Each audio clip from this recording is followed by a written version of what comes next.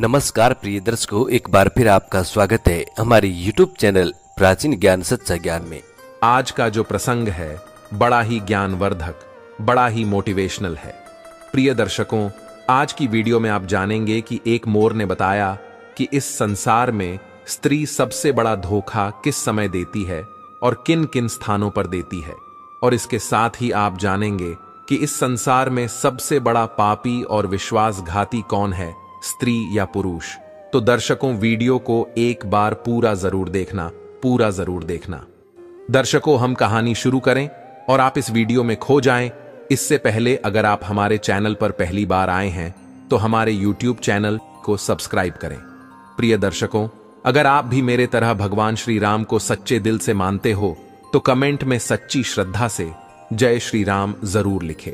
दोस्तों, मैं भगवान श्री राम से प्रार्थना करता हूं कि हे प्रभु श्री राम, जो भी भक्त इस वीडियो को पूरा देखेगा और कमेंट में सच्ची श्रद्धा से जय श्री राम लिखेगा, उनके घर परिवार को सुख शांति और संपत्ति से भर देना और अपना आशीर्वाद हमेशा उसके ऊपर बनाए रखना।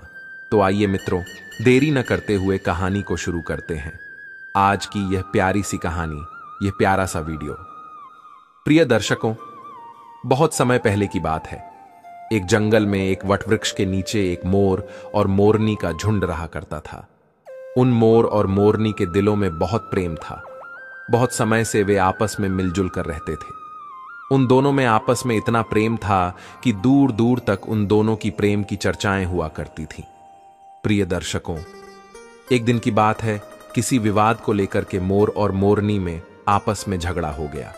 और जब मोर और मोरने में बहुत झगड़ा होने लगा, तब मोर कहने लगा कि मोरनी, मैं जानता हूं कि संसार में सबसे बड़ा धोखा स्त्री किस समय देती है, किन स्थानों पर देती है और क्यों देती है, और इस संसार में सबसे बड़ी पापी और विश्वासघाती स्त्री होती है। इस तरह की बात सुनकर वे मोरनी कहने लगी, क्या मतलब है, तुम ये कैसे कह सकते हो कि संसार में सबसे बड़ी पापी और विश्वासघाती स्त्री होती है और वह किस समय पर धोखा देती है? यह सरासर झूठ है। स्त्री कभी किसी को धोखा नहीं देती। प्रिय दर्शकों, जब इस तरह से मोर और मोरनी में झगड़ा बढ़ता चला गया, बहुत समय तक में आपस में लड़ते झगड़ते रहे और उनका झगड़ा शांत होने का नाम ही नहीं ले रहा था। उसी समय पर उस वट वृक्ष पर एक हंस आ जाता है और वह हंस उन मोर और मोरनी से कहता है कि मैं काफी समय से देख रहा हूं कि तुम दोनों आपस में एक बात को लेकर के झगड़ रहे हो। अगर तुम दोनों इस समस्या का हल नहीं निकाल पा रहे हैं, अगर तुम दोनों इस प्रश्न का उत्तर नहीं दे पा रहे हो, तो क्यों ना तुम कैलाश पर्वत पर चले जाओ। कैलाश पर्वत पर जाकर भगवान शिव और माता पार्वती से अपने सवाल का जवाब पूछ लो। वो तो जगत के स्वामी हैं। वह तुम्हें बता देंगे कि आखिरकार इस संसार में स्त्री सबसे बड़ा धोखा किस समय देती है और किन किन स्थानों पर देती है, और इस संसार में सबसे बड़ा पापी और विश्वासघाती कौन है। वह मोर और उसकी पत्नी मोर नहीं। जब हंस के इन बातों को सुनती है तो उन्हें यह बात पसंद आ जाती है।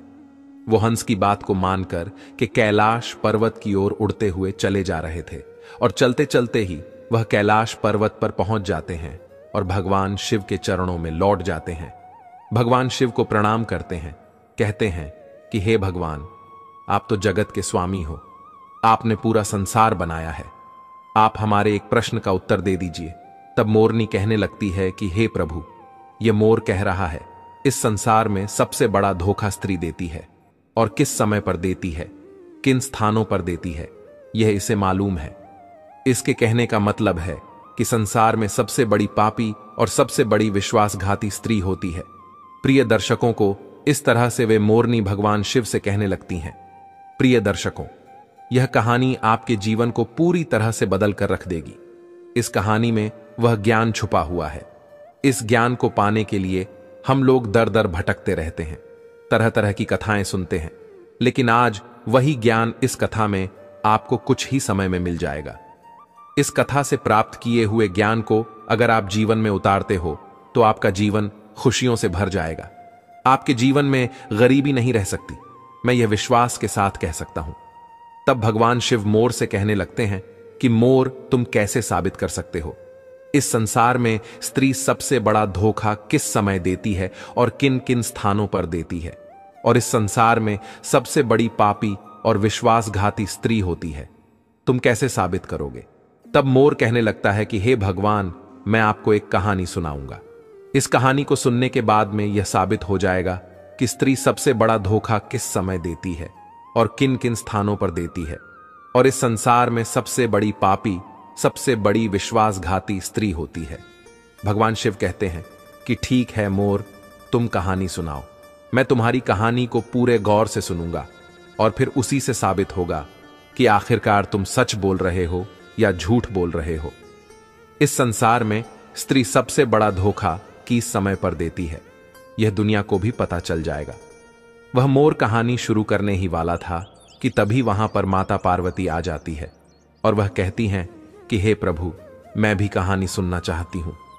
मैं भी यह देखना चाहती हूं कि आखिरकार स्त्री अपने पुरुष को सबसे बड़ा धोखा किस समय पर देती है। मैं भी यह जानना चाहती हूं कि आखिरकार इस संसार में सबसे बड़ा पापी और विश्वासघाती कौन होता है, वह पुरुष होता है या स्त्री होती है, और किन कारणों से होते हैं। इस तरह से माता पार्वती भी कहानी को सुनने लगती है। प्रिय दर्शकों, तब वह मोर भगवान शिव को साक्षी मानकर कहानी सुनाने लगता है। कहने लगता है कि हे प्रभु, एक राज्य में एक उग्रसेन नाम का राजा राज करता था। उस राजा के 4 बेटे थे और उसके चारों बेटे बहुत ही ज्यादा बहादुर और बड़े ही प्रतापी थे। लेकिन प्रभु, सबसे बड़ा बेटा जिसका नाम विश्वजीत था, वह न केवल प्रतापी था बल्कि दिखने में भी बहुत ही सुंदर था। उसके सबसे बड़े बेटे विश्वजीत की पत्नी रत्नावती थी, जो देखने में बड़ी ही सुंदर और बड़ी ही रूपवान थी। वह अपने आगे किसी दूसरी स्त्री को सुंदर नहीं मानती थी। एक दिन की बात है, राजा उग्रसेन ने अपने बेटे विश्वजीत के लिए किसी बात पर नाराज होकर के अपने राज्य से उसे निकाल लेने का आदेश दे दिया। प्रिय को राजा की ऐसी बातों को सुनकर सभी इस बात को लेकर बड़े ही चिंतित हो गए। इधर उसके बाद में फिर विश्वजीत अपने महल में आ गया और अपने महल में जाकर के वह बड़ा ही हताश और निराश हो गया। उधर विश्वजीत को उदास देख के विश्वजीत की पत्नी ने पूछा, हे स्वामी, आखिर आप इतने हताश निराश क्यों हैं? आखिर तुम्हें कौन सा दुख है? आखिर आपका चेहरा इतना मुरझाया क्यों है? आपका चेहरा इतना मुरझाया क्यों दिख रहा है? राजकुमार होकर के आखिर आप इतने चिंतित क्यों देख रहे हैं? तब उसी समय पर विश्वजीत सोचने लगा, मैंने बहुत बुरा किया है, मैंने बड़ा गलत किया है। और वह अपने मन की सारी बातें अपनी पत्नी रत्नावती को बताने लगता है। रत्नावती को सारी बातें समझा देता। विश्वजीत की बातों को सुनकर के उसकी पत्नी उसी समय पर मूर्छित हो आती थी, और जब वह मूर्छित हो जाती है तो विश्वजीत बड़ा घबरा जाता है और फिर उसके मुंह पर जल के कुछ छींटे डालता है। सोचने लगता है कि मैंने बहुत बड़ा गलत कर दिया है, इसको यह बात बताकर मैंने बहुत बड़ी गलती कर दी। कहा यह फूलों में पलने वाली, और कहा मैंने इसको इतनी गंभीर बात बता दी, इसके हृदय को बहुत बड़ा आघात लगा है।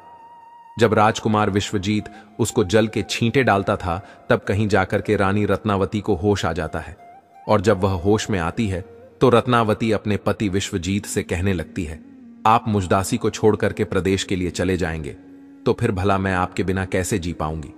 स्वामी, मैं भी आपके साथ में ही जंगल में चलूंगी। अपनी पत्नी की बात सुनकर कि तब राजकुमार विश्वजीत कहता है, हे प्रिय, आखिर तुम मेरे साथ में कैसे चल सकती हो? क्योंकि तुम्हें पता नहीं है, दूसरे राज्यों में अनेक प्रकार की मुसीबतें और संकट होते हैं। तुम इतने अच्छे सुंदर और नरम नरम महलों में रहने वाली हो, तुम गलीचों पर चलने वाली हो, तो महलों के बिना इस मुसीबत को कैसे बर्दाश्त कर पाओगी? प्रिया दर्शकों, फिर तो राजकुमार विश्वजीत की बात को सुनकर के रानी रत्नावती कहने लगती है कि पिया जी, कितने भी दुख परेशानी हो, मैं भी आपके साथ दूसरे राज्य में आएंगी। ऐसा सब हमारे साथ होते हुए भी हमें सुख से अधिक सुखमय लगेंगे। जी, आपको पता नहीं है, महल के सुख आपके बिना जंगल के दुखों से भी डरावने लगेंगे, उससे भी अधिक दुख मुझे देंगे। इसलिए पिया जी, आज मैं आपके साथ ही चलूंगी। इधर मोर कहने लगता है कि हे प्रभु रानी। रत्नावती की आंखों में आंसू देख करके विश्वजीत ने अपने मन में सोचा कि मेरी पत्नी मेरे बिना जीवित नहीं रह सकती, वह अकेली यहां नहीं रहेगी, इसलिए आज मुझे अपनी पत्नी को ऐसी अवस्था में छोड़कर जाना सही नहीं होगा। इन सभी बातों को सोच करके राजकुमार विश्वजीत अपनी पत्नी रत्नावती से कहता है कि हे प्रिय, तुम उदास मत रहना, आज हम तुम्हें अपने साथ में लेकर के जंगल में चलेंगे। विश्वजीत की इन बातों को सुनकर के रत्नावती भी एकदम से प्रसन्न हो जाती है और अपने पति के साथ में जाने की तैयारी में जुट जाती है, तैयारी करने लगती है। अगली सुबह के लिए वे दोनों पति पत्नी राज्य से निकलकर एक जंगल में पहुंच जाते हैं और दोनों चलते चलते बहुत दूर निकल जाते हैं। तो दोनों चलते चलते बहुत थक भी चुके थे। फिर वह जंगल में एक बरगद के वृक्ष के नीचे विश्राम करने का निर्णय ले लेते हैं। वे दोनों लंबे सफर के कारण बहुत ज्यादा थके हारे हुए थे। उस समय पर ठंडी ठंडी हवा के झोंके भी चल रही थी। उसी समय ठंडी ठंडी हवा के झोंकों में उन दोनों पति पत्नियों को नींद भी आ गई। लेकिन प्रिय दर्शकों, कुछ देर के बाद में वहीं पर एक जहरीला सांप आकर के रानी रत्नावती को काट देता है और इधर मोर कहता है कि हे प्रभु, अब आगे भी सुनिए। जब उस जहरीले सर्प ने रानी रत्नावती को डस लिया तो रानी रत्नावती एकदम से तड़पने लगी। पत्नी को दर्द से कराहता हुआ देखकर कि विश्वजीत की आंख एकदम से खुल गई। तब विश्वजीत रत्नावती को तड़पता हुआ देखकर कि और सांप को जाता हुआ देख करके एकदम से घबरा जाता है। कुमार विश्वजीत बहुत बेचैन हो जाता है। प्रिया दर्शकों, ऐसे दृश्य को देखते ही उसकी आंखों के सामने उसकी पत्नी की मृत्यु हो गई। इस प्रकार से अपनी पत्नी को मरी हुई देख के विश्वजीत ऊंचे ऊंचे स्वर में विलाप करने लगा। उसका रोना धोना सुनकर कि जंगल के शेर, भेड़िया और आदि जानवर उसे खाने के लिए आने लगे। फिर राजकुमार विश्वजीत ने अपने दिल पर पत्थर रखकर कि यह निश्चय कर लिया कि इस जंगल में मेरी जीवन संगिनी ही मर गई है, तो फिर भला मैं जी करके क्या करूंगा। आज मैं अपनी पत्नी के बिना इसी जंगल में अपने प्राणों को भी त्याग दूंगा। ऐसा निश्चय करने के बाद में फिर वह अपनी पत्नी की लाश के पास से उठ जाता है और जंगल में जाकर के सूखी लकड़ियों को इकट्ठी करने लगता है और लकड़ियों को इकट्ठा करते करते रो रो कर कहता है कि मैं भी आज अपनी पत्नी के साथ में जल करके मर जाऊंगा। प्रिय दर्शकों, उसी समय पर वहां से दिव्य संत वहां से गुजर रहे थे। जब वे दिव्य संत विश्वजीत को रोते हुए देखते हैं तो वह कहने लगते हैं कि पुत्र, तुम क्यों रो रहे हो? इस भयानक जंगल में तुम क्यों विलाप कर रहे हो? अगर तुम ऐसे ही रोते रहे तो जंगल के जानवर तुम्हें अपना भोजन बना लेंगे। तुम्हें किस बात का दुख है? तुम क्यों रो रहे हो? तब राजकुमार विश्वजीत उस महात्मा से कहने लगता है कि है महात्मा, मैं राजकुमार विश्वजीत हूं और मैं राजा उग्रसेन का बेटा हूं। मेरी पत्नी को यहां एक जहरीले सर्प ने डस लिया है, जिससे मेरी पत्नी की मृत्यु हो गई है। हे महात्मा, मेरी पत्नी बड़ी चरित्रवान थी, बड़ी पतिव्रता थी। वह मुझे बहुत प्रेम करती थी और मेरे साथ आने के कारण उसकी मृत्यु हो गई है। हे महात्मा, ऐसी पत्नी मुझे दोबारा नहीं मिल सकती। ऐसी चरित्रवान स्त्री मुझे दोबारा इस संसार में कभी नहीं मिल सकती। इसलिए हे महात्मा, मैं भी अपनी पत्नी के साथ में मैं भी अपने प्राण त्याग दूंगा। मैं भी उसके साथ में अपनी जान दे दूंगा। महात्मा, मेरे पिता ने मुझे अपने राज्य से निकाल दिया है और इसलिए मेरी पत्नी इस जंगल में मेरे साथ आई थी और उस जगह पर आते आते उसे सर्प ने डस लिया। इसकी वजह भी मैं हूं। अगर वह मेरे साथ ना आती तो शायद आज वह जीवित होती। प्रिय दर्शकों, में महात्मा कहने लगते हैं कि राजकुमार, तू बहुत ही बड़ा मूर्ख है और अज्ञानी भी है। यह संसार है, यहां तो इंसानों का आना जाना लगा ही रहता है। इस संसार में जितने भी मनुष्य आए हैं उन सभी मनुष्य के लिए शरीर को त्यागना ही होता है। इस बात को तू भी जानता है। इस संसार में जो भी आता है वह अकेला आता है, कोई भी किसी के साथ में नहीं आता और न ही कुछ लेकर जाता है और ना ही कोई किसी के साथ जाता है। फिर भी तुम आज मूर्खों की तरह मेरे सामने खड़े होकर के बातें कर रहे हो। महात्मा कहने लगते हैं कि हे राजकुमार, अगर तुम जीवित रहोगे तो तुम इस तरह की कई रानियों को अपने पास प्राप्त कर सकते हो। इस तरह की कई रानियां तुम्हें फिर से मिल सकती हैं। आज तुम मेरी बात मान लो और अपने प्राण त्याग हो। तब राजकुमार कहने लगता है कि नहीं महात्मा, मैं अपने प्राण जरूर त्यागूंगा। ऐसी रानी मुझे इस संसार में नहीं मिल सकती है। मेरी रानी बहुत ही चरित्रवान और बहुत ही पतिव्रता थी। तब महात्मा कहने लगते हैं कि हे राजकुमार, आज तुम मेरे कहने पर मरने का विचार त्याग तो तुम्हें मालूम नहीं है। इस मानव शरीर को पाने के लिए देवता भी दिन रात बहुत ज्यादा इच्छुक होते हैं, तो फिर आप जानबूझकर इस शरीर को नष्ट क्यों करना चाहते हो? प्रिय दर्शकों, इस प्रकार से उस महात्मा के शब्दों को सुनकर के राजकुमार कहने लगता है कि महात्मा, आपने जो कुछ भी कहा है वह सत्य है, लेकिन इतनी बड़ी पतिव्रता पत्नी मुझे किसी भी जन्म में नहीं मिलेगी। इसलिए आज अपनी पत्नी के साथ में ही चलकर मैं मरना चाहता हूं प्रिय दर्शकों। फिर उसके बाद में उस महात्मा ने विश्वजीत के विचार को सुन के पूरी तरीके से जान लिया कि यह जीवित नहीं बचेगा, यह राजकुमार अपनी पत्नी के बिना नहीं रह सकता। तब महात्मा विश्वजीत से कहने लगे, हे राजकुमार, तेरी पत्नी को जीवित करने का केवल एक ही उपाय है। अब तू मेरी बात को बड़े ध्यान से सुन। यदि तू उपाय को कर सकता है तो तेरी पत्नी भी पहले की तरह ही जीवित हो सकती है। तब विश्वजीत महात्मा की बात को सुनकर के जवाब देने लगता है। कहता है, महात्मा, अब जो कुछ भी कहेंगे वह सब कुछ करने के लिए मैं तैयार हूं। कृपया करके मेरी स्त्री को तुम जीवित कर दो। तब महात्मा ने जवाब दिया कि राजकुमार, तुम्हारी रानी की जो आयु थी वह केवल 20 वर्ष की थी, जो कि इसने इतने लंबे सफर में उसे बिता दिया। इसके बदले तेरी जो उम्र है वह 70 वर्ष की है। इसमें अभी तेरी आयु भी 30 वर्ष बीत चुकी है। तेरे जीवन में भी अभी 40 वर्ष बाकी है, यानी कि तुझे 40 साल और जीने का अवसर है। यदि तू अपनी पत्नी को आधी उम्र समर्पण कर देता है तो तुम दोनों की उम्र जो है वह एक समान हो जाएगी।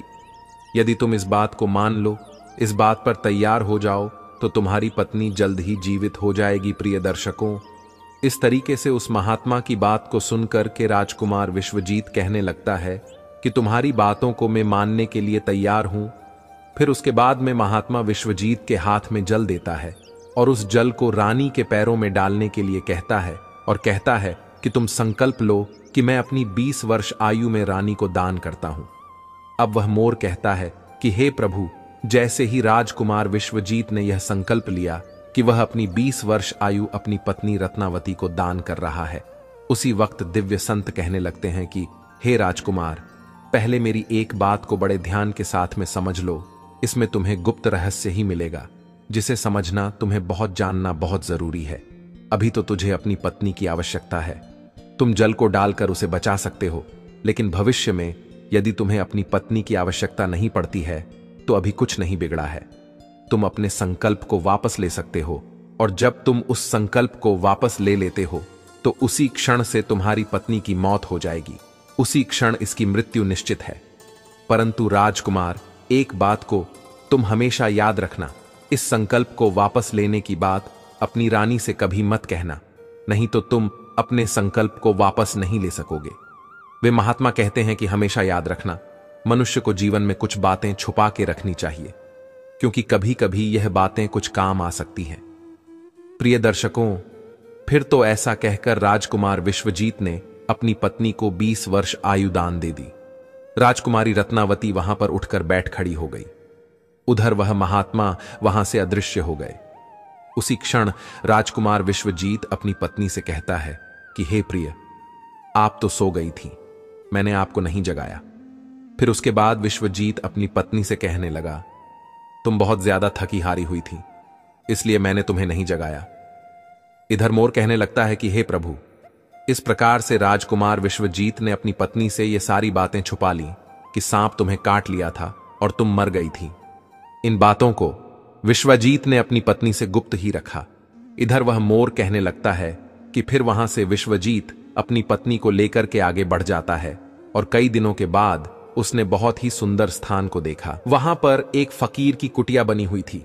वहां पर वह पहुंच गए तो वहां पर उन्होंने देखा कि एक सुंदर सा फकीर वहां पर बैठा हुआ हुक्का पी रहा है, और इधर दोनों पति पत्नी बहुत ज्यादा थके हारे हुए थे, इसलिए वे दोनों उस फकीर के पास में जाकर के बैठ गए।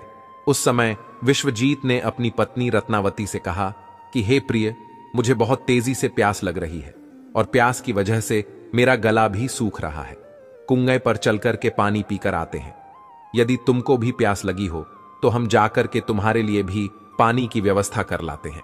तब वह मोर कहने लगता है कि हे प्रभु, राजकुमार विश्वजीत की बात को सुनकर के वह रानी कहने लगती है, हे पिया जी, मुझे तो प्यास नहीं लगी है, आप जाइए पानी पीकर के फिर मेरे पास वापस आ जाए। इसके बाद में रानी के जवाब को सुनकर के राजकुमार विश्वजीत एक लंबी सी रस्सी हाथ में लेकर के कुएं की ओर बढ़ने लगा। इधर राजकुमार विश्वजीत कुएं पर पानी पीने के लिए पहुंच गया तो उसी समय पर क्या हुआ, राजकुमारी रत्नावती उस फकीर की तरफ देख रही थी।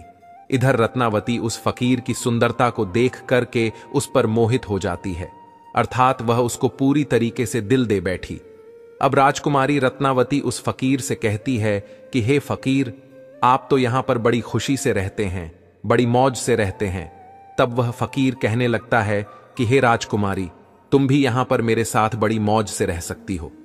तब राजकुमारी रत्नावती कहने लगती है कि मैं रहना तो चाहती हूं, लेकिन मेरे साथ में मेरा पति है, मैं तुम्हारे साथ में कैसे रह सकती हूं प्रिय दर्शकों। रानी की ऐसी बात सुनकर के वह फकीर समझ जाता है कि रानी उस पर आसक्त हो बैठी है। तब वह फकीर रानी रत्नावती के साथ में प्रेम लीला करने लगता है। तो उसी समय पर फकीर ने रानी से कहा कि आज मैं तुम्हें एक ऐसा उपाय बताता हूं, तुम्हारा पति इस कुएं पर पानी पीने के लिए गया है, तुम अपने पति को जाकर के उसी कुएं में धकेल देना, इसके बाद में जो भी होगा हम उसे देखेंगे। इधर मोर कहता है, फिर तो वह फकीर की बात सुनकर के रत्नावती ने कहा, ठीक है, मैं ऐसा ही करूंगी। प्रिय दर्शकों, अब इतनी ही देर में राजकुमार विश्वजीत से पानी पीकर के अपनी पत्नी के पास में आ गया तो उसी क्षण राजकुमारी रत्नावती भी कहने लगी कि जी, मुझे भी बहुत तेजी से प्यास लग रही है, प्यास की वजह से मेरा भी गला सूख रहा है, तुमको पर वापस चलकर मुझे भी पानी पिलाओ। तो उसी वक्त पत्नी की बात को सुनकर के राजकुमार विश्वजीत कहने लगा कि प्रिय, मैंने तुमसे जाने से पहले ही पूछा था और तुमने पानी पीने को मना कर दिया था। यदि तुम्हें प्यास लगी है तो मैं अभी कुएं पर जाकर के तुम्हारे लिए पानी का प्रबंध करके आता हूं। पत्नी से इतनी बातचीत करने के बाद में विश्वजीत कुएं पर पानी लेने के लिए चला गया। तब रानी भी उसके साथ में पीछे पीछे चल दी और कहने लगी, अब मैं यहां पर बैठकर क्या करूंगी, मैं भी तुम्हारे साथ पीछे पीछे चलती हूं। प्रिय दर्शकों, इधर वह मोर कहता है कि प्रभु राजकुमार विश्वजीत जो था वह अपनी पत्नी के प्रेम में बहुत बुरी तरह पागल था। फिर उसको यह कहां मालूम था कि मेरी ही पत्नी मेरे ही प्राण लेने के लिए मेरे पीछे पीछे आ रही है। प्रिय दर्शकों, हमारे विद्वानों ने सच कहा है, स्त्रियों के त्रिया चरित्र को देवता भी नहीं समझ पाए तो आखिर मानव क्या चीज है। स्त्रियों के जाल में अच्छे से अच्छे, बड़े से बड़े बुद्धिमान भी फंस जाते हैं। अब राजकुमार विश्वजीत कुएं पर जाकर के पानी भरने के लिए बाल्टी नीचे डालता है तो उसी क्षण राजकुमारी रत्नावती ने अपने पति विश्वजीत को धक्का मार दिया और उसे कुएं में धकेल दिया, और ऐसा करने बाद में खुद लौटकर करके उस फकीर के पास में पहुंच जाती है और वह फकीर उस रानी को अपने साथ में लेकर के एक राज्य में जाकर के रहने लगता है। वहां पर वह दोनों ही बड़ी हंसी खुशी के साथ में प्रेम पूर्वक रहने लगते हैं। उस फकीर ने उस रानी रत्नावती को बहुत ही अच्छा सा नृत्य करना सिखा दिया। अब तो वो रानी जो थी बहुत ही बड़ी नृत्यांगना बन गई है, नगर में नाचने के मामले में सबसे ज्यादा प्रसिद्ध हो गई। इस तरीके से रानी के नृत्य रूप के कारण उस फकीर के पास में लाखों करोड़ों रुपए बन गए हैं। आप तो रानी जो थी उस फकीर के पास में बड़ी ऐशो आराम से मस्ती के साथ में रहने लगी। जिस समय रानी ने अपने पति विश्वजीत को उस कुएं में धकेल दिया था, तब संयोग से उस समय को मे पर एक जंजीर में लटकी हुई थी। विश्वजीत ने कुएं में गिरते समय उस जंजीर को पकड़ लिया था और उस जंजीर को पकड़ करके लटका हुआ था। अब तो विश्वजीत उस कुएं में भगवान को याद करके सोचने लगा, हे प्रभु, क्या यही मेरे प्यार की सजा है। अब कुछ देर बाद में बंजारों की एक टोली वहां पर आ गई। उन बंजारों के झुंड में से एक बंजारा अपनी बाल्टी लेकर की उस कुएं की ओर बढ़ने लगा तो कुएं के नजदीक आकर के उसने अपनी बाल्टी उस कुएं में पानी भरने के लिए डाल दी। तब उसी समय पर विश्वजीत ने उस बाल्टी को अपने हाथों से पकड़ लिया। अब तो बंजारा इस दृश्य को देखकर एकदम से चौंक गया और उसने पूछा कि भाई, आखिर तुम कौन हो। तब राजकुमार विश्वजीत ने जवाब दिया, भाई, मैं बड़ी मुसीबत का मारा हूं, कृपया करके मुझे यहां से निकालो और मेरी जान को बचा लो। यदि आज तुमने मेरी जान बचाई तो मैं तुम्हारा एहसान पूरी जिंदगी भर नहीं भूल लूंगा। प्रिय दर्शकों, अब तो ऐसा कहकर के राजकुमार विश्वजीत उस बंजारे से प्रार्थना करने लगा, किंतु राजकुमार विश्वजीत की इस दुख और पीड़ा को देख करके उस बंजारा के मन में दया आ जाती है और वह सोचने लगा कि इंसान ही इंसान के काम आता है, और उसने विश्वजीत को उस कुएं से बाहर निकाल लिया और पूछा कि हे भाई, आखिर तुम कौन हो? आखिर तुम उस कुएं में कैसे गिर गए? मुझे अपना वृत्तांत बताओ। तब विश्वजीत ने जवाब दिया, है भाई, मैं किस मुंह से अपना हाल आपको बताऊं? जो घटनाएं, जो मुसीबतें मेरे साथ में घटी हैं, भगवान न करे इस प्रकार की मुसीबतें फिर किसी के साथ में घटे।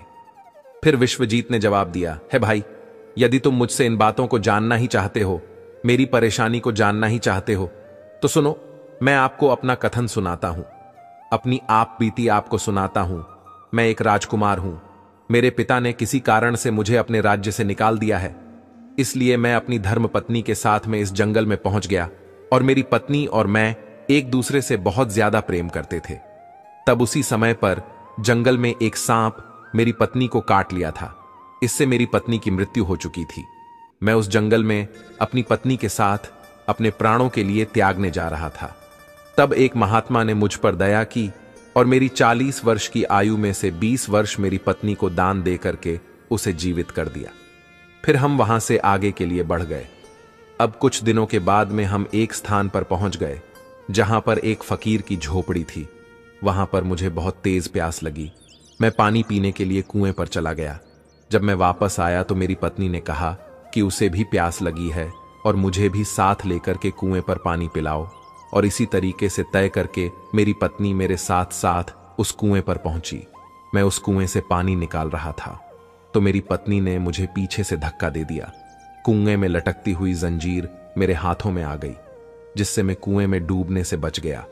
और फिर जब आप आ गए तो मैंने आपको आवाज दी, जिसके बाद आपने मुझे कुएं से निकाल लिया और मेरे प्राणों की रक्षा की।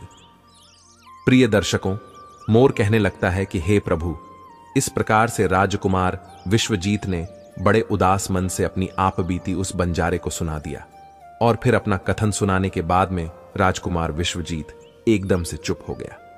उधर उस बंजारे ने राजकुमार विश्वजीत को उन बातों को सुनाया और अपनी रानी की करतूतों को सुनाकर कि बड़ा ही निराश हुआ और कहने लगा, राजकुमार, किसी ने सच कहा है, स्त्रियों के त्रिया चरित्र को भगवान भी नहीं समझ पाए, तो आखिर मनुष्य यह कैसे समझ सकता है? स्त्रियों का चक्रव्यूह भी कुछ ऐसा ही होता है, जिसमें फंसकर करके मनुष्य कुछ भी नहीं कर पाता है, वह बर्बाद हो जाता है। ऐसा कहने के बाद में उस बंजारे ने विश्वजीत के सिर पर हाथ घुमाया और कहने लगा, हे भाई, तुम चिंता मत करो, भगवान बड़े ही दयालु होते हैं, वे तुम्हारी सहायता जरूर ही करेंगे। उस बंजारे ने कहा कि मित्र, अगर तुम चाहो तो हमारे झुंड में हमारे साथ रह सकते हो। तब बंजारे की बात को सुनकर के विश्वजीत उस बंजारे के साथ में ही रहने के लिए सहमत हो गया। फिर उन बंजारों की सहायता से वह राजकुमार जो था उसी राज्य में जा पहुंचा जहां पर उसकी पत्नी रत्नावती और वह फकीर रह रहा था। उस राज्य को देख के विश्वजीत बंजारे से कहने लगा, हे भाई, मेरी इच्छा है कि मैं कुछ दिन इस राज्य में रहना चाहता हूं। तब बंजारे ने जवाब दिया, मित्र, तुम जैसा चाहते हो वैसे ही रह सकते हो, मुझे कोई परेशानी नहीं है। फिर उसके बाद में राजकुमार विश्वजीत भूखा था। उस बंजारे से आज्ञा लेकर के राज्य में घूमने के लिए आया और काम की तलाश करने लगा। कुछ दिनों बाद राजकुमार की मेहनत और परिश्रम को देखकर के उस राज्य के बड़े व्यापारी ने अपने यहां पर उसे नौकरी पर रख लिया। इस तरीके से राजकुमार विश्वजीत उस व्यापारी के यहां पर काम करना शुरू कर दिया और बड़ी मेहनत और लगन के साथ में अपने कर्तव्यों का निर्वहन करना शुरू कर दिया। राजकुमार की मेहनत को देखकर कि उस व्यापारी ने राजकुमार विश्वजीत को बड़ा ही सम्मान दिया और धीरे धीरे करके उस राजकुमार को अपने यहां काम का एक मुनीम बना लिया। अब वह मोर कहता है कि हे प्रभु, अब इस प्रकार से राजकुमार विश्वजीत के दिन बड़े हंसी खुशी के साथ में कटने लगे। अब एक दिन उसी नगर के राजा के यहां पर राजकुमार विश्वजीत की जो पत्नी थी, वह नृत्य कला का वहां पर प्रदर्शन करने के लिए प्रस्तुत हो रही थी। प्रिय दर्शक को, जब राजा के यहां पर राजकुमारी रत्नावती का नृत्य होने वाला था, तब राजा ने उस शहर के सभी बड़े से बड़े व्यापारी अपने यहां पर नृत्य देखने के लिए निमंत्रण दिया था। प्रिय दर्शकों, राजकुमार रत्नावती के नृत्य की प्रशंसा उस पूरे नगर में हो रही थी। पूरे राज्य में वह सबसे बड़ी नर्तकी और सबसे प्रसिद्ध भी बन चुकी थी। तब सेठ राजकुमार विश्वजीत से कहता है कि मैं राजा के यहां पर नृत्य देखने के लिए जा रहा हूं, अगर तुम भी दरबार में चलना चाहते हो तो चल सकते हो। तब राजकुमार विश्वजीत कहता है कि क्यों नहीं, मैं भी इसी बहाने से नृत्य देख लूंगा। अगर मुझे भी तो पता चले कि इतनी खूबसूरत नृत्य का कौन है, इसकी पूरे राज्य में चर्चा हो रही है। इस प्रकार से राजकुमार विश्वजीत अपने सेठ के साथ में राजा के दरबार में पहुंच गया। तब रानी ने एक अप्सरा के समान दरबार में अपना नृत्य प्रदर्शन किया और बड़े ही आनंद भरे स्वर में कई गानों को उसने प्रस्तुत किया। अब तो उसके गाने को सुनकर कि वहां पर जितने भी लोग थे वह बड़े ही आश्चर्य में आ गए, और सभी सेठ और विद्वान लोगों ने भी राजा के दरबार में सभी समाज के लोगों ने उसके नृत्य की बड़ी ही प्रशंसा की। तब उसी क्षण राजकुमार विश्वजीत ने भी अपने हाथ से एक अंगूठी उतारी। इसमें एक हीरा जड़ा हुआ था। उसने उस अंगूठी को उतारकर के रानी रत्नावती को भेंट कर दी। उसके बाद में राजकुमारी रत्नावती ने उस अंगूठी को पहचान लिया और मन ही मन में विचार करने लगे, यह तो बहुत बड़ी आश्चर्य वाली बात है। आखिर मेरा पति तो जिंदा है और वह यहां पर पहुंच गया है। यदि उसने मुझे आज पहचान लिया तो वह मुझे जीवित नहीं छोड़ेगा। इसलिए मुझे कुछ ऐसा त्रिया चरित्र रचना चाहिए जिससे मेरे पति को मारा जा सके। अब तो राजकुमारी रत्नावती ने अपने मन में विचार किया, अब मैं यहां के राजा के लिए एक ऐसा सुरीला गाना और बड़ा ही अच्छा नृत्य दिखाऊंगी जिससे राजा प्रसन्न होकर के मुझे कुछ मांगने के लिए बोलेगा। तब मैं राजा से आदेश दिलवाकर उसे मरवा दूंगी। बाद में राजकुमारी ने एक बहुत ही सुरीला गाना और बड़ा ही मधुर नृत्य दिखाया। प्रिय दर्शकों, रानी की इस बसंत बहार को सुनकर कि वह बड़ा ही प्रसन्न हुआ। अब तो रत्नावती से राजा कहने लगा, हे नृत्यांगना, मैं तुम्हारे इस नृत्य को देख के बड़ा ही प्रसन्न हूं। आखिर तुम मुझसे क्या मांगना चाहती हो?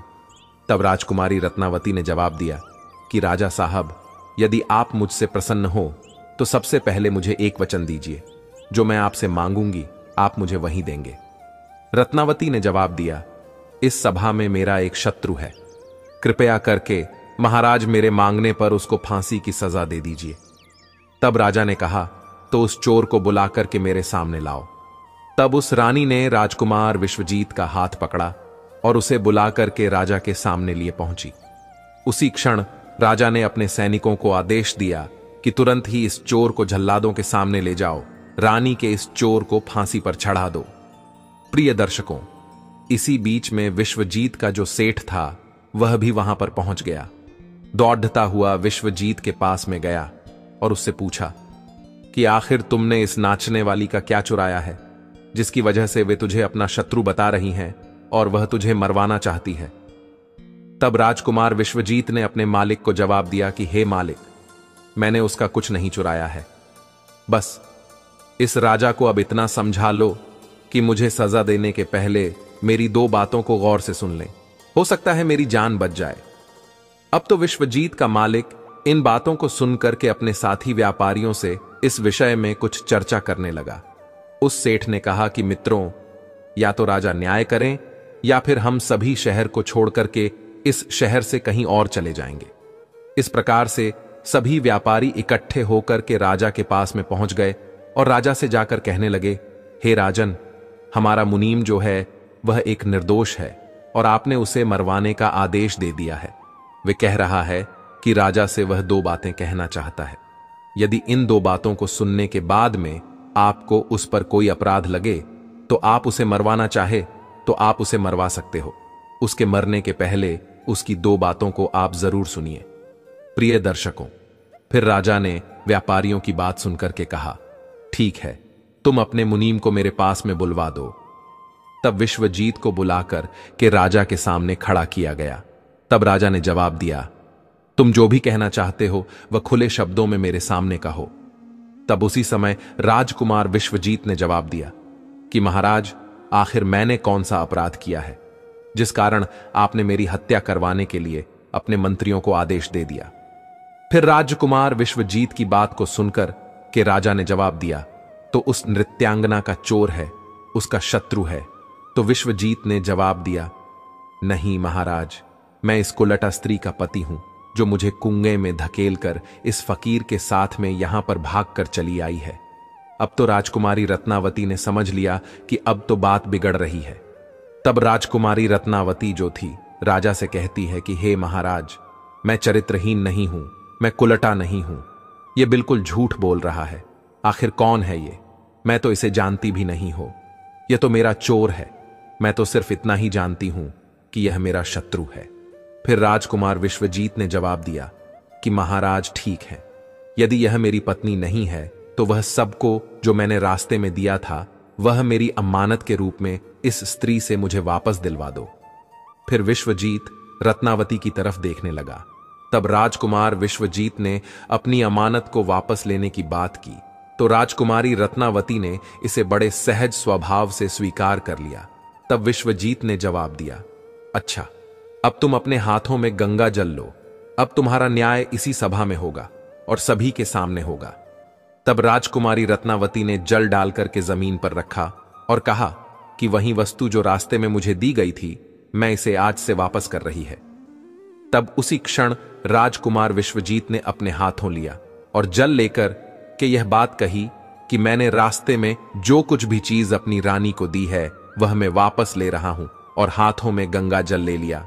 उसी वक्त रानी रत्नावती ने भी अपने हाथों में गंगा जल लिया और कहा कि मुझे रास्ते में जो वस्तु भी इसने दी है, मैं उसकी वस्तु इसके कहने के अनुसार आज से वापस कर रही हूं। जैसे ही उसने अपने हाथों से जल्द छोड़ा तो उसी क्षण रानी के शरीर से प्राण निकल गए। अब वह मोर कहने लगा कि प्रभु, इस दृश्य को देख करके वहां के लोग जो कि एकदम से आश्चर्यचकित हो गए। राजा के लिए भी यह बात बड़ी ही चिंता का विषय बन गई। तब राजा विश्वजीत से कहने लगा, आखिर यह क्या हो गया? मुझे सच्चाई बताइए, सच्चाई क्या है? तब उसी क्षण राजकुमार विश्वजीत अपनी कहानी सुनाने लगा। अपने जीवन की सभी घटनाओं को क्रम से बताते हुए उसके राज्य से निकाले जाने से लेकर अब तक की भी घटनाओं को उसने सुना दिया, और राजा ने भी बड़े ध्यान के साथ में सुना। राजा ने पूरी कथा को सुनकर के विश्वजीत को अपने गले से लगा लिया, और उसके बाद में राजा ने अपनी पुत्री राजकुमारी की शादी विश्वजीत के साथ में करवा दी। तभी इधर मोर कहने लगा, हे प्रभु, मैंने इस कहानी को सुनाया है। इस कहानी को सुनने के बाद में मैं भी स्त्रियों से घृणा करने लगा हूं, और मैं बड़े दावे के साथ कह सकता हूं कि संसार में स्त्री जो है पुरुषों से अधिक ज्यादा पापी और धोखेबाज होती है। इसके साथ ही विश्वासघाती भी होती है। प्रिय दर्शक को उस समय उस मोढ़ ने यह कहानी माता पार्वती और भगवान शिव को सुनाई और यह बताया कि स्त्री ही होती है पुरुष की तुलना में सबसे ज्यादा विश्वासघाती और पापी होती है। इस कहानी को सुनने के बाद में भगवान शिव और माता पार्वती एकदम से हैरान रह गए। तब माता पार्वती कहने लगी कि मुझे लगता है यह मोर सच कह रहा है। स्त्री तो किसी में से ही एक दो ही सच्ची और ईमानदार और चरित्रवान निकलती है, परंतु इसके अलावा पुरुषों में भी कुछ ऐसे प्राणी हैं जो पापी और विश्वासघाती हो सकते हैं। भगवान शिव ने पूछा कि मोरनी, तुम इस बात को कैसे सिद्ध होगी कि पुरुष भी सबसे बड़ा पापी और विश्वासघाती होता है, और वह किस समय पर धोखा देता है? भगवान शिव की बात को सुनकर के मोड़ ने कहने लगे, प्रभु, मैं भी अब आपको एक छोटी सी कहानी सुनाती हूं, जिससे साफ साफ मालूम होगा कि स्त्री की तुलना में पुरुष सबसे ज्यादा पापी और दुराचारी होते हैं और धोखेबाज भी होते हैं, और वह किस समय पर धोखा देते हैं यदि आपको पता चलेगा। फिर उस मोरनी ने भगवान शिव और माता पार्वती के सामने ही कहानी कहना प्रारंभ किया। मोरनी कहने लगी, हे प्रभु, एक नगर में एक सेठ रहा करता था। उस सेठ का एक लड़का था, और वह लड़का रात दिन जो जुएबाजी और सट्टा खेलता था। सेठ के खूब समझाने के बावजूद भी वह लड़का नहीं समझता था। अंततः सेठ उसको समझा समझा कर मृत्यु को प्राप्त हो गया, लेकिन वो लड़का नहीं समझा। जब पिता की मृत्यु होने के बाद वह लड़का और भी ज्यादा स्वतंत्र हो गया। अपने पिता की सारी जमीन, सारी जमा पूंजी को सट्टे में फूंक दिया। सट्टेबाजी में ही पूरी जमा पूंजी को लगा दिया, और बर्बाद होकर के जमीन दौलत सब कुछ बेच करके के बस सट्टेबाजी में लग गया और गांव छोड़कर निकल गया। जब वह लड़का गांव छोड़कर निकल जाता है तो दोबारा लौट करके उस गांव में नहीं आता है। घूमता घूमता वह एक नगर में पहुंच जाता है। उस नगर के राजा के महल के सामने जाके बैठ जाता है। राजा उस लड़के को देखता है और देखने के बाद राजा सोचने लगता है कि यह लड़का बड़ा सुंदर है। हो सकता है या तो कोई सेठ का लड़का हो या किसी राजा का लड़का। राजा इसी बात को सोचकर उस लड़के को अपने पास बुलाता है। सैनिक उस लड़के को राजा के पास लेकर के जाते हैं। राजा उस लड़के से पूछता है, भाई तुम कहां से आए हो? दिखने में बड़े सुंदर हो, सीधे साधे लगते हो। तुम कौन हो? कहां से आए हो? तुमको क्या परेशानी है? लड़का राजा को जवाब देता है। वह राजा से कहता है, राजा साहब, मैं एक बहुत बड़ा व्यापारी हूं। रास्ते में कुछ गुंडों ने, कुछ लुटेरों ने मिलकर के मेरा सामान लूट लिया है और मैं यहां पहुंच गया हूं। प्रिय दर्शकों, उस लड़के की इतनी बात सुनकर राजा उस लड़के पर विश्वास कर लेता है। लड़का राजा से कहता है कि राजा साहब, मेरा सारा सामान लुटेरों ने लूट लिया है। मेरे पास कुछ भी नहीं है, खाने को भी मेरे पास कुछ भी नहीं बचा है। सब कुछ लुटेरों ने लूट लिया है। मुझे मेरे गांव जाने के लिए भी पैसे नहीं हैं। राजा उस लड़के की बात पर विश्वास कर लेता है। लड़का कहता है, यदि राजा साहब आप मेरी थोड़ी सी सहायता कर दें तो मैं अपने गांव तक जा सकता हूं और आपका बहुत ही भला होगा। आपकी बड़ी कृपा होगी। प्रिय दर्शकों, राजा लड़के के झांसे में आ जाता है। राजा सोचने लगता है कि लड़का व्यापारी है और बड़ा सुंदर भी है। उस राजा का कोई लड़का नहीं था, सिर्फ एक लड़की थी। वो राजा सोचने लगा कि मेरी मृत्यु के बाद मेरे राज्य को यह लड़का बड़े आराम से संभाल सकता है, क्योंकि लड़का सुंदर भी है और ज्ञानी भी है, बड़ा व्यापारी भी है। यही बात सोचकर वह सोचने लगता है कि क्यों ना मैं अपनी लड़की की शादी इस लड़के से करवा दूं और यह मेरा घर जमाई बन करके रह सकता है और आने वाले समय में यह मेरे राज्य को भी संभाल सकता है। यही सोचकर राजा उस लड़के से कहता है, बेटा, मैं अपनी पुत्री की शादी तुम्हारे साथ कर दूं तो तुम्हें कोई आपत्ति नहीं है। प्रिय दर्शकों, लड़का यह बात को सुनकर मन ही मन में अंदर ही अंदर बड़ा खुश होने लगता है। लड़का राजा से कहता है, राजा साहब, मैं तैयार हूं। यदि आपका हुक्म है, आपका आदेश है, तो मैं कैसे मना कर सकता। प्रिय दर्शकों, राजा अपनी पुत्री की शादी उस लड़के से करा देते हैं। काफी सारा धन दौलत और दास दासियां देकर अपनी पुत्री को उस लड़के के साथ राजा विदा कर देते हैं। प्रिय दर्शकों, जब लड़का राजा की पुत्री को लेकर के जाता है तो रास्ते में उन्हें एक जंगल पड़ता है। उस जंगल में वह लड़का उस राजा की पुत्री से कहता है, देखो, अब तुम मेरी पत्नी हो और पत्नी का यह धर्म होता है कि वह पति की हर बात का पालन करे। लड़का कहता है, यह घना जंगल है और इस जंगल में लुटेरे बहुत ज्यादा होते हैं। इसी जंगल में मेरा भी सारा सामान लुटेरे लूट कर ले गए थे, इसलिए आपके पास जितने भी गहने आपने पहन रखे हैं वो सारे उतार कर मुझे दे दीजिए, ना लुटेरे यहां से लूट कर ले जा सकते हैं। प्रिय दर्शकों, पत्नी अपने पति पर विश्वास करती है और यह सदा से चला आ रहा है कि पत्नी अपने पति पर विश्वास करती है। वह पत्नी भी अपने पति पर पूर्ण विश्वास करती थी। वह कहती है, ठीक है जी, यदि आप कह रहे हैं तो मैं अपने सारे गहने उतार करके आपको दे देती है। प्रिय दर्शकों को राजा की लड़की अपने सारे गहने उतार कर अपने पति को दे देती है। वह लड़का पत्नी के सारे गहने लेकर अपनी कमर में बांध लेता है। प्रिय दर्शकों, और राजा ने जितना भी धन दौलत दिया था उन सबको वह एक जगह इकट्ठा कर लेता है और रास्ते में आगे जाकर के वह विश्राम करने के लिए रुकते हैं। जब विश्राम करने के लिए रुकते हैं तो लड़का सभी दास दासियों को मार देता है और उस लड़की को पास ही में कुएं था, उस कुएं में धकेल देता है और वहां से सारा सामान लेकर के भाग जाता है। लड़का सोचता है कि सबको मार दिया है, पत्नी को भी कुएं में धकेल दिया है तो पत्नी भी खत्म हो जाएगी और अब मैं इन पैसों से बड़े आराम से अपना जीवन व्यतीत करूंगा। खूब मैं जुएबाजी करूंगा, खूब मैं सट्टा लगाऊंगा। यही सोचकर के लड़का वहां से सारा सामान लेकर के भाग जाता है। प्रिय दर्शकों, लेकिन उस लड़के की पत्नी कुएं में खत्म नहीं हुई। उसने एक डाल को पकड़ लिया और जोर जोर से चिल्लाती रही कि मुझे कोई कुएं से बाहर निकालो। प्रिय दर्शकों, रास्ते में कुछ लोग जा रहे थे।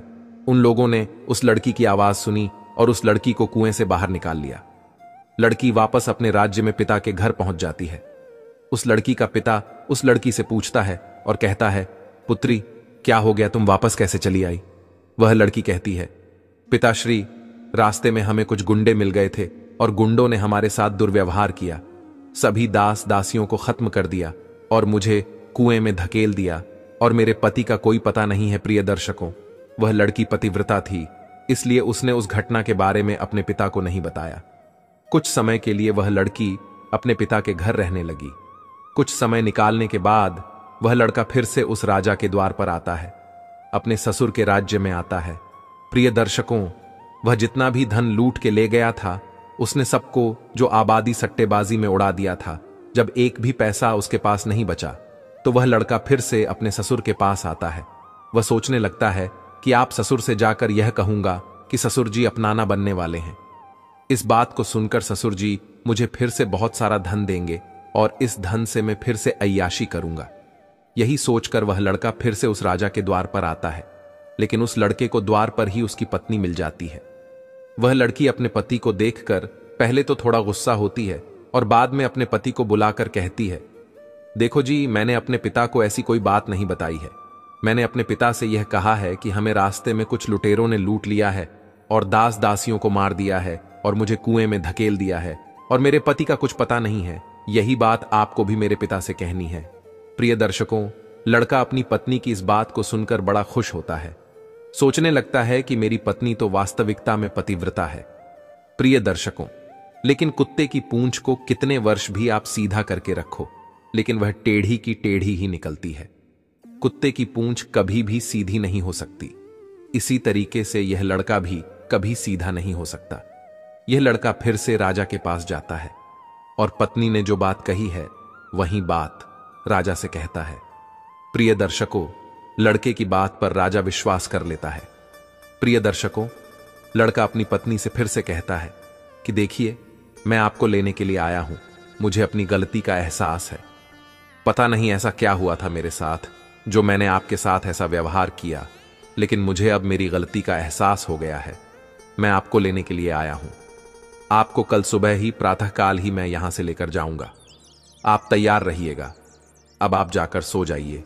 प्रिय दर्शकों, सारे घर वाले सो जाते हैं। राजा सो जाता है, उसकी पत्नी सो जाती है। अब वह लडचका आधी रात को उठता है और राजा की तलवार से राजा की गर्दन काट देता है, अपनी पत्नी की गर्दन काट देता है। सभी को मारने के बाद वहां से सारा धन और उस स्त्री के गहने चुरा करके फिर से अपने गांव लौट आता है। इस प्रकार से मोरनी कहने लगती है, अब आप बताइए कि संसार में सबसे बड़ा पापी और विश्वासघाती कौन है? अब न्याय आपके हाथ में है। अब आप ही बताइए कि संसार में सबसे बड़ा पापी और विश्वासघाती कौन है? तब भगवान शिव कहने लगते हैं कि मैंने तुम दोनों की कहानी बड़े ही ध्यानपूर्वक सुनी है कि दोनों का न्याय करता हूं। सच में संसार में स्त्री पुरुष के बीच में सबसे ज्यादा पापी और विश्वासघाती कौन होता है, यह तो स्पष्ट करना मुश्किल है। तब भगवान शिव कहते हैं कि बिना किसी शंका के यह सत्य है कि इंसान की सोच जब उसके स्तर से नीचे गिर जाती है तो वही इंसान पापी और विश्वासघाती होता है। चाहे स्त्री हो या फिर पुरुषों को, मनुष्य को किसी भी प्रकार के पाप करने से पहले यही सोचना चाहिए कि क्या वह सही कर रहा है या फिर नहीं। पापी और विश्वासघाती होने के लिए मनुष्य में कोई जाति नहीं होती है, उस इंसान की सोच और प्रीतिभाव का परिणाम होता है। प्रिय दर्शकों, वास्तव में इंसान की सोच ही उसके स्तर से नीचे गिर जाती है, तो वही इंसान पापी और विश्वासघाती बन जाता है, चाहे वह स्त्री हो चाहे वह पुरुष। प्रिय दर्शकों, इस प्रकार से भगवान शिव उस मोर मोरनी का न्याय करते हैं। मित्रों, तो उम्मीद है आपको यह कथा, यह कहानी अच्छी लगी होगी। तो मित्रों, ये थी आज की ज्ञानवर्धक वीडियो। अगर आप ऐसे ही रोचक कहानियों का लाभ अधिक से अधिक लेना चाहते हैं तो इस वीडियो को लाइक करके हमारे इस चैनल को अभी सब्सक्राइब करें और इस वीडियो को अपने दोस्तों एवं परिवार के साथ साथ शेयर भी जरूर करें। और दोस्तों, अगर आप भी मेरे तरह श्री राम जी के भक्त हैं तो कमेंट बॉक्स में सच्ची श्रद्धा से जय श्री राम